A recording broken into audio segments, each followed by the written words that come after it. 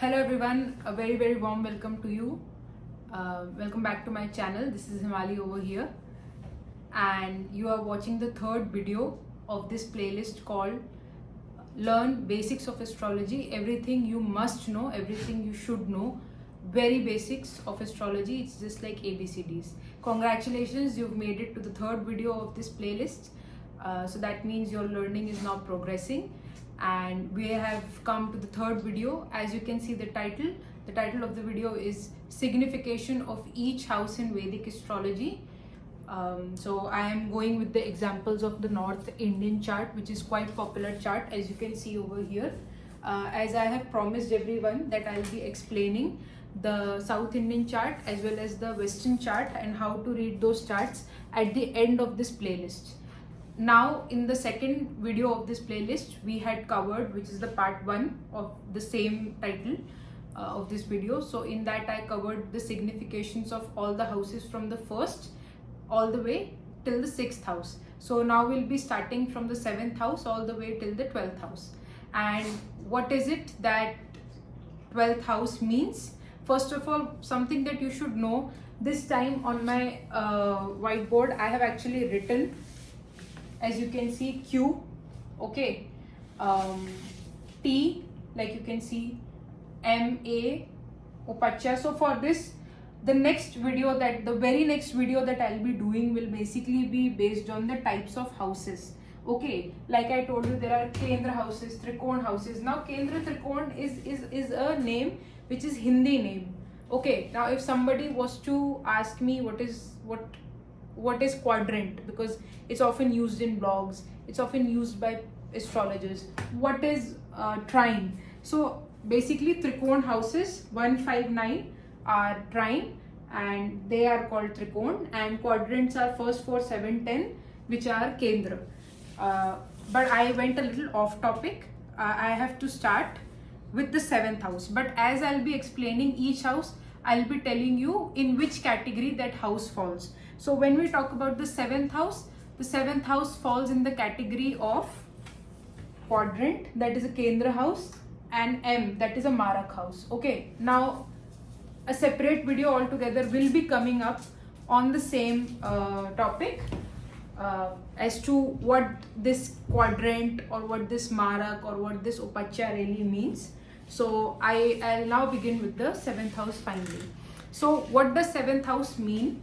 7th house, being the Kendra house, is a very important house, because whatever activity that happens in the 7th or any sort of Kendra houses, quadrant houses, literally impacts us. So it's like a foundation. Okay, quadrant houses are like foundation of a building. So if you are the building, what is the foundation? The quadrant. Okay, so 7th house being the foundation impacts our status, because 7th house is the status. Now, why is it that it is a status house? Because it is one of the Kama houses as well. So when there is a word called Kam, that means material. Okay, so 3, 7, 11 are the material houses. They have a lot to do with everything that is materialistic and not immaterial in life. So the 7th house doesn't really talk about immaterial things in life when we look at it from a shallow point of view. And in very mundane astrologies, the 7th house is your house of spouse, the person that you marry, okay, and after that the kind of family, the person that you've married to and the kind of family you get, the quality and everything of it about it is the 8th house. But before what happens in the marriage comes the marriage part, which is the 7th house. So what happens in the 7th house? Marriage happens, partnership happens, a contract happens, a deal happens, and that is 7th house. That's why marriage is a contract, it's a deal. And it is said it's a deal with your enemy from the past life. Sorry to break the ice, but that's how it is. Okay, so anybody who's married and is laughing their ass off when I say this, you're not alone. I also feel it's quite true, because 7th house, that's why the 7th house also gets the reputation of a house, which means that the 7th house is the house of all your open enemies that you can see, because anything that is in the quadrant is never hidden. It cannot be hidden for a very long time. Whereas 6th house is your hidden enemies, but 7th house is your open enemies. Okay, and it is in opposition from the 1st house. So 7th is 7 places away from the 1st, which is you, your identity and who you are, right? Like the 1st house always says I am this, I am that, but the 7th house always says I balance, and any sort of signification of the 7th house says I balance. So when you are in a business, you have to, whether you are in a partnership or not, you have to balance a lot of things, because it's a business that you're doing. Okay, every day is not the same. There are new challenges, and it's not your regular routine 6th house thing. It's different. Business can be different. Similarly, when it comes to marriage, it's a contract, it's a deal.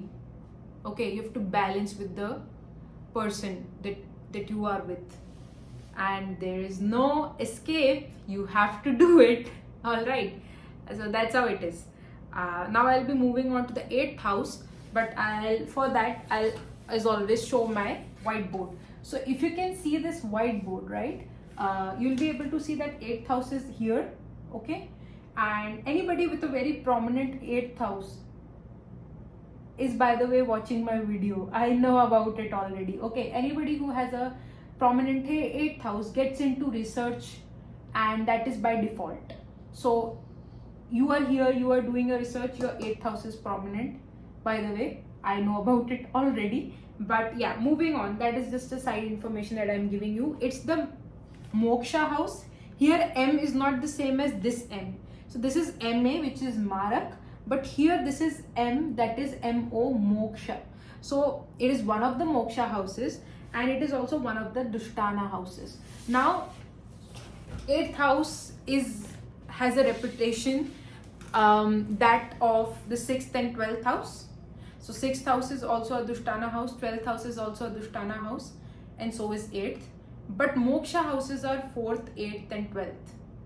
6th house doesn't come in the moksha, because 6th house is dealing with a lot of your prarabdha karma. Okay, and if you want to know what is prarabdha karma along with the other types of karma that is there in the Sanatan way of life or Sanatan approach, then you have to check my video. I'll be mentioning it in the description whenever I make that video. I have not made it yet, but I've often talked about it on my Instagram and maybe my community section in the YouTube. So there are 3 types of karma, and I'll be discussing about it. But coming back to the 8th house, 6th house is your prarabdha, but 8th house, that's why 6th house doesn't, by the way, fall in the moksha. But 6th, 8th, 12th have the capability to give moksha to the other person. Now what is moksha? Because this can seem to be a very heavy word for anyone. It seems to be a very karmic word, because moksha is a very powerful word. Okay, so when we use it, we have to make it very clear to the other person. If you're an astrologer, or if you're whatever, even if you're a parent and teaching enlightenment as a word to your child, you need to be very precise. So I am going to do exactly that with you today. When we talk about moksha, if houses like 4th, 8th, 12th have the capability to give enlightenment to somebody, that means these are the houses that have the capacity, they hold the capacity to break any sort of mediocre thinking in a person. They have the capacity to break any sort of mold a person has been living in and show the bigger picture of life. That eventually can give moksha to a person if the intention is there to learn and grow. Only then enlightenment is possible. Otherwise, it has the capacity to turn into a dushtana house, as it is one of the dushtana, and then it can make you like go through a lot of struggles, because Never forget, 8th house is the house of struggles as well. And why struggles? Because for this I have to give you one simple example, okay, which is, and this you can take it literal example, it's not figurative. So when we talk about a caterpillar who is in its cocoon, and that caterpillar slowly turns into a butterfly, right? So what happens to this butterfly? First, it was a caterpillar, it was very different. It had to go inside its shell. It had to wait for those 21 days to finally turn into a winged butterfly, insect, okay? So still caterpillar, insect, butterfly, insect, but had to go through a whole damn process to get those wings and to be able to fly, which is a very powerful thing, which is something the caterpillar didn't have. And why is it that a caterpillar had to turn into a butterfly? Well, that is nature. So 8th house is exactly that. 8th house is nature, but nature in its very grand form. That's why 8th house is also associated to Devi Ma, you know, Kali Ma, and all the Rudra avatars of Ma, like Durga Ma, Mother. Why? Because, and Rudra meaning, I'm sorry, what I meant to say was that there is this word in Hindi, I'm forgetting about it, but the aggressive forms, because the Shakti forms, I would rather say, even aggressive would be the wrong word, because this house is a Shakti house. Now what is Shakti? The power, the feminine power, the capability to transform. Okay, so what's happening with a normal person with a very light or maybe no significance related to 8th house? There are maybe not a lot of changes in life, but if you just compare it with a very heavy 8th house person, that person is changing at the speed of light. Every day there is a change, and because there is so much of change, there is a lot of restlessness, there is a lot of no ease at times, right? So a lot of subconscious reprogramming happening with a heavy 8th house. So with that being said, I am giving you a very different perspective, right? As I promised that explaining things, but every teacher has a very different way of explaining stuff. 8th house, then when we come to the when we come to the regular significations of 8th house, then the regular ones are in-laws, life after marriage, life post marriage, joint assets, joint accounts, because that's what you make post marriage. I agree that it happens in a live-in also, but let's not. And what else? 8th house is also your insurance money. 8th house is also your inheritance, okay, money that you get after death, so taxes. So when this death angle has gotten involved, okay, then it simply means that money that you receive after someone's death.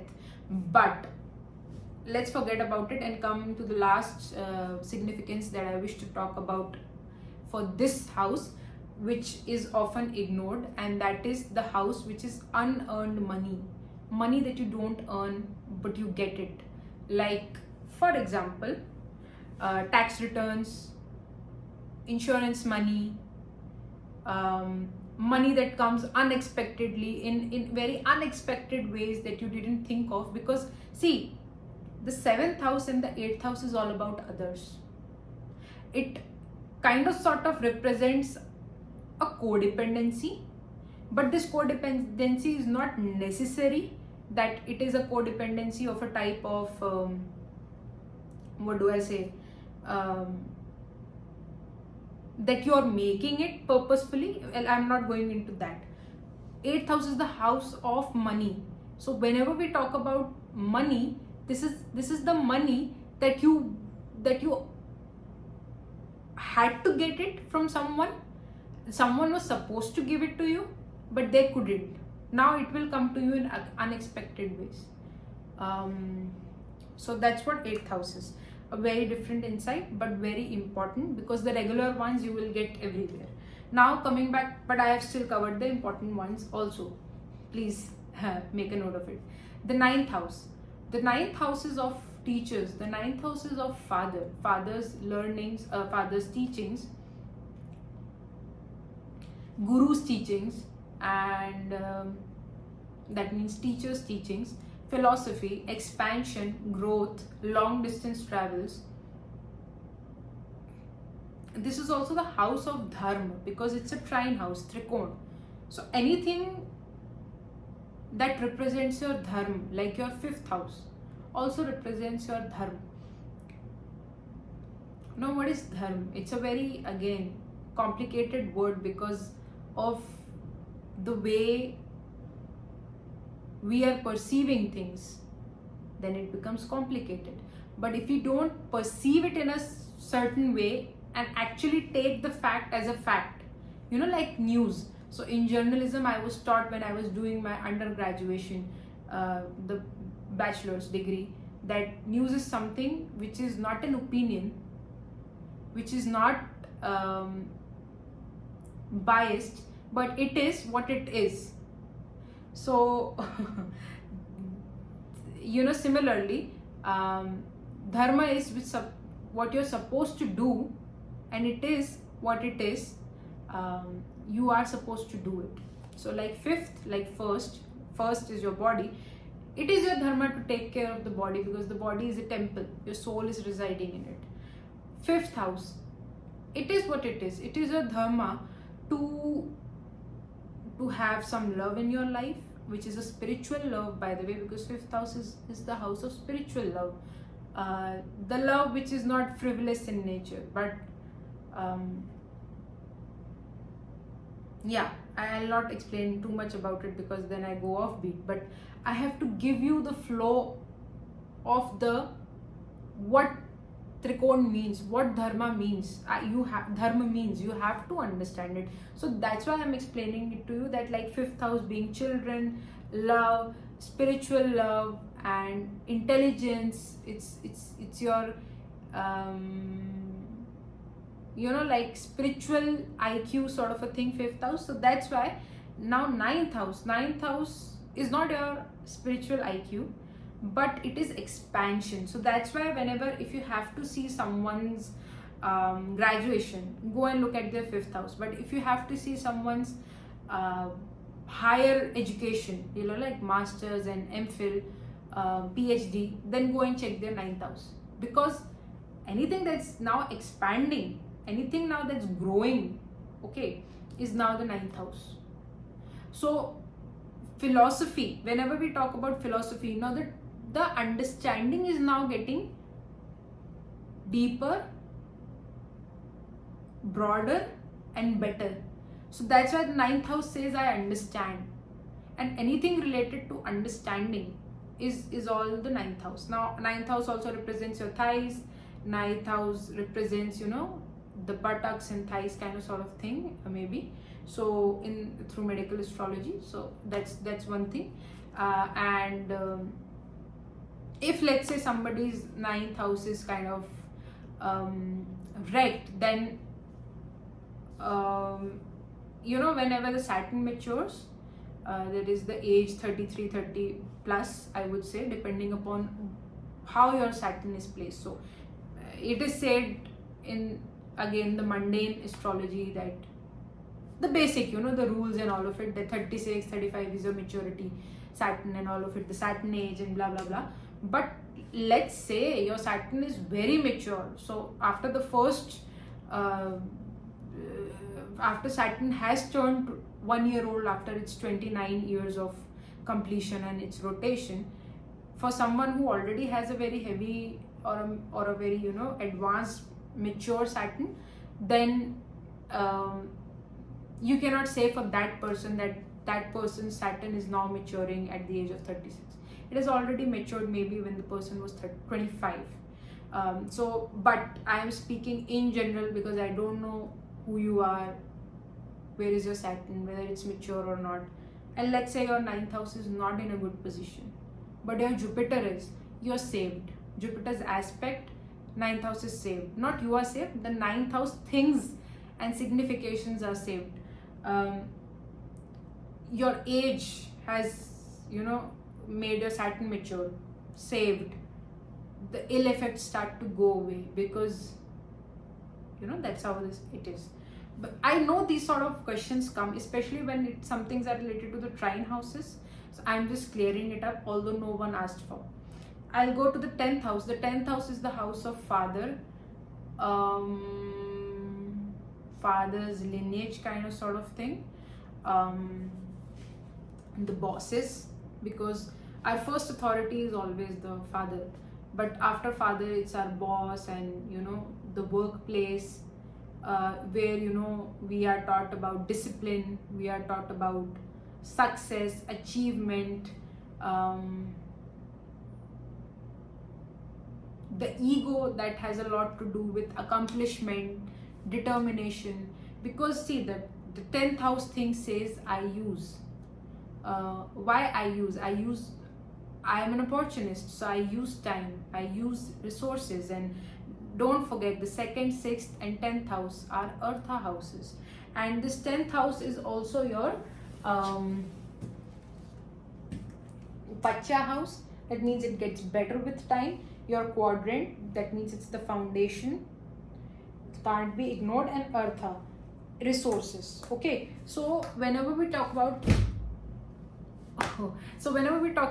eartha houses, earth, ARTHA, they talk about resources. They are all about resources. So your economy and your material prosperity is kind of sort of seen from the how well your 2nd, 6th and 10th house is, and how well you take your economic or material prosperity in account. There are people who don't take, but let's say you have resources in life, then how well you use those resources, it's very important, right? So that's why whenever it comes to the resources part, the 10th house says that I use my resources well, I use my time well, I use my contacts well, particularly what I have to do, what is it that I want to do, kind of sort of things. Okay, and finally I would just like to say that 10th house is that like a mountain. It doesn't matter which sign it is placed in, but as I'm talking about the originally in Kaal Purush Kundli, your 10th house would always, no matter which zodiac sign gets placed in, it's like a steep mountain. Okay, now I'm not even talking about a mountain which is simple. It's a steep mountain. It requires you to climb. First, it requires you to climb harder because it's steep. So it's steep. It's not like this, that okay, you can walk properly. You have to walk harder, and the muscles of your thighs and calves are gonna be really put to test. So you have to, so this house talks about a different kind of strength altogether, which is all about doing, because 10th house is also your workplace. Okay, and it's a mountain that is steep. That is the second point. First point was that you have to climb it, but the third point being that you don't reach to the peak. Okay, you don't reach to the peak. There is no peak. There is no peak to this 10th house if the 10th house is a mountain. That's why the Capricorn sign has the symbol or the logo of a ram, the mountain goat. Not the ram, I'm sorry, the mountain goat. I'm sorry, I don't know, but the mountain goat, right? So that mountain goat, the 10th house, is your, that is you. Sometimes you have to climb down, and by the way, the destination is always the peak. It keeps on happening. Okay, that's your 10th house.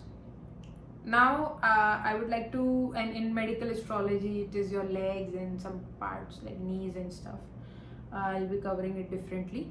11th house. So let's proceed to the 11th and 12th house. Now 11th house being one of the Upacha houses, that is your 3, 6, 10 and 11. These houses that get better with time, because these are the houses of growth, representing growth. Now this house, 11th house, it represents growth, and it's also one of the 3, 7, 11, that is your calm house. That means the material houses. So 11th house naturally becomes the house of gains. Anything that you gain, in Hindi it's called the Ekadash Bhav. Anything that comes to you as a boon, but it definitely comes to you after the 10th house. That means that hard work, that steep climb that you were doing, and you wanted to eventually reach to the 11th house. So this is what your 11th house is. Anything that you gain after the hard work, that's it. So you don't just get it, wow man, I got it, until and unless your second house is placed, the second house lord is placed in 11th. Then it's a dhan yog, and then you get money through family or family business or something, and then it's a different thing altogether, ball game altogether. So 11th house is also the house of your legal disputes. Now you may ask, how come it's the legal disputes? I thought it's the 12th house or it's the 6th house. Well, the point is that look what is happening. It's the house that is 6th from 6th. Okay, so it's the 6th house from the 6th house. 6, 7, 8, 9, 10, 11. So as you count from 6th, 11th number comes, and the 11th house is the house of legal matters. So your 11th house kind of sort of tells that if you ever get into a legal dispute or some issue, then how well will you be able to come out of it or something. And let's say if something is happening in the transit, then how that particular transit, which whatever is happening in your 11th house is going to impact you in the matters of legal disputes and other things. So 11th house is not just your income, and it's not just your financial gain. 11th house is also the house of networking, people that you meet in your office, because after the workplace, once you get into the workplace, you also in the 11th house, you see the organization, you see a profession, you kind of sort of like make a professional network circle. So that is what your 11th house is also. And besides that, 11th house is like the desire, everything that you desire for, everything that you want to achieve or wish for. It can be a sexual desire, or it can be a spiritualistic desire, whatever it is. Or maybe you have no desires, you let go all the time, like maybe you're a Taurus ascendant and Pisces sign happens to fall there, something like that. And depending upon how well the Jupiter is placed, or how well the 11th lord is placed for a Taurus, so many connotations to it. But the basic premise always remains that desire is there. So let's say even if you have no desire, but having no desire is also a desire, like that. Now moving on to the last house, which is the 12th house, and 12th house is one of the moksha houses as well as the dushtana houses. So if you don't know, and if I maybe didn't cover, I'm sorry, because some of the viewers are from US and from other countries which is not India, and if you don't understand what really dushtana means, then I would just like to clarify that dushtana means dusht, it's evil. Tum bahut dusht ho, tum bahut evil ho, you're an evil person. So 12th house is behaving like 6th and 8th, because a lot of residual karma is there in the 12th house. When I say residual karma, something that is in your unconscious mind. So your 12th house is the house of sleep, is the house of isolation, is the house of bed, is the house of bed pleasures. So I just want to tell you one thing. Anything that is hidden is also the 8th house, but so is the 12th house. Anything that is hidden, that is not shown very openly and is not meant to be shown openly, like maybe you have some sexual desires, some fantasies. Let's just check those desires, right, to use the word fantasies. I'm so sorry, but I also try to make the conversation, the learning a bit fun. I don't know how much I'm achieving in it, but I try. So let's say you have some desire, but it's not supposed to be open that you have this desire, right? That's what the 12th house is. Because let's say when you make out with your husband or with your wife, you don't do it publicly on the road, right? You do it in a private space like that, right? That's your 12th house. But 12th house being the house of moksha, how is it that you're talking about bhog? That means pleasures and fantasies. Why is it that bed pleasure is a part of the 12th house when it's the house of moksha, enlightenment? The point is this, see, either the person gets into yoga or gets into bhog, but both things are not possible. Because let's say when you get married, 7th house, your sadhana begins. Okay, the sadhana is that you, it's a spiritual practice to be one with your life partner, but to not be having sexual intercourse and getting into people's mouth, anyone and everyone. You don't do that, right? Because now you're married. Now your 7th house, the house of siddhi and sadhana, is kind of sort of like activated because you've made a legal contract, a legal partnership. Let's say even if it's not legal, a contract, a spiritual contract has now been signed that you two are now together. So there is a responsibility, there is a sense of loyalty, right? Just see, from 7th, 6 places away is 12. Anyone with a very loud 12th house or a very heavy 12th house or a heavy 12th house lord knows that there are desires that are not being fulfilled, okay? Or they are being fulfilled, whatever pleasure it is that you're seeking in life, and either the person chooses to be completely isolated with a heavy 12th house person, so the 12th house person can choose to like go into isolation and drop these pleasures. Otherwise, pick them up and pursue them properly, and then figure out that there is no point of having all this in life. So it seems like a bad deal. It seems like a very harsh thing. Now, why it seems to be a harsh thing is because a person may say that if you're really spiritual, why did you go out and seek all those pleasures far away, maybe with someone of a different culture, or maybe with the same person of your ethnicity and nationality, but far away, or somewhere in private? Why did you do that? You know what I'm talking about, the sexual intercourse part. But the fun part, the pleasure part, the pleasure that we have on the bed part. And the point is, the person eventually realizes all these things have nothing, no hold in life.